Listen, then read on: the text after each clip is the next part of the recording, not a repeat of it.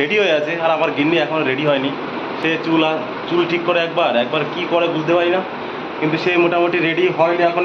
আমার আধা ঘন্টার উপরে হয়ে গেছে, আধা ঘন্টা ধরে বসে আছি তার জন্য। বেশি বেশি না, আধা ঘন্টা হয়ে গেল, এখনো সে তার সাজাই হচ্ছে না।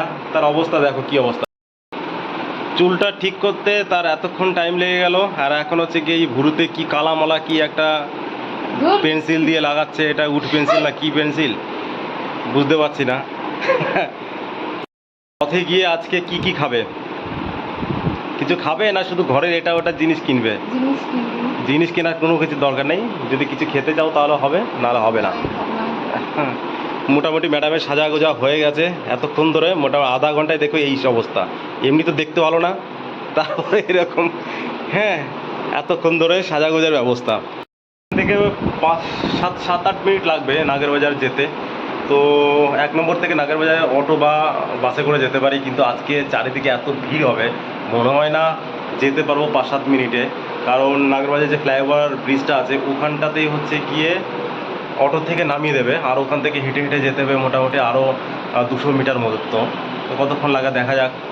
চলো সবাই আজকে এনজয় করো রথযাত্রা উপলক্ষে, এবং সবাইকে শুভকামনা থাকবে রথযাত্রা সবার ভালোভাবে কাটুক। বাহ, কি সুন্দর কাজল লাগাচ্ছে দেখো, একা একাই করে। আর মাঝে মাঝে আমি একটু দাগ দিয়ে দিই চোখে। হ্যাঁ, মানিব্যাগে বলে টাকা নেই, দেখি দেখতে চাই, দেখি আছে কোন বাবা, কোন চেনের মধ্যে আছে, কি করে টের পাবো? এই বাড়ির মহিলাদের যদি মেলায় নিয়ে যায় তাদের কাছে কখনো টাকা থাকবে না। সবার বাড়ির বউ কি এরকমই করে নাকি কে জানে, ভগবান জানেন। আমার বউটাই করে এরকম, বলে টাকা নেই। পরে রেডি হয়ে এখন কাকে কত সুন্দর লাগছে একটু বলবে। সবার বাড়ি বউকে এত জ্বালে, বাবার সেন্ট মারতে হচ্ছে, কি যন্ত্রণা। চলো।